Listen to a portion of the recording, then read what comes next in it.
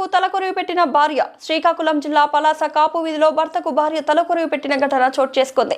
కాపు వీధికి చెందిన బలబందల అభి తన రెక్కల కష్టంతో కుటుంబ భారాన్ని మోస్తూ సుఖమయ జీవితం గడుపుతుండగా ఆ కుటుంబంపై విధి కన్నెర్ర చేయడంతో పెను విషాదాన్ని నింపింది. కాపు వీధిలో బడబందల అభి 48 సంవత్సరాలనే దివ్యాంగుడు వాచ్ మెకానిక్ వృత్తిని నమ్ముకొని వచ్చిన కాస్తో కూస్తో డబ్బులతో కుటుంబ భారాన్ని మోస్తూ భార్యాబిడ్డలతో ఎంతో అన్యోన్యంగా జీవిస్తున్న క్రమంలో వీరి ఆనందాన్ని చూసి విధి వంచింది. కుటుంబ యజమాని అభికి సుస్థి చేసింది.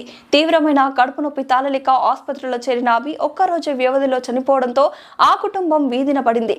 పెద్ద దిక్కును కోల్పోయిన వీధిన పడిన ఇల్లాలు బేలచూపులు చూస్తున్న తన బిడ్డలను ఎలా పోషించాలంటూ గుండె విలిసేలా విలపించిన దృశ్యం పలువురిని కంటతడి పెట్టించింది. తలకొరివి పెట్టడానికి రక్త సంబంధికులు ముందుకు రాకపోవడంతో బరువెక్కిన హృదయంతో తన భర్త అంతిమయాత్రలో పాల్గొన్న ఆ ఇల్లాలు భర్త చెదికి నిప్పు పెట్టి తలకొరివి పెట్టింది. అంత్యక్రియలు నిర్వహించి తాళి కట్టిన భర్త రుణం తీర్చుకుంది.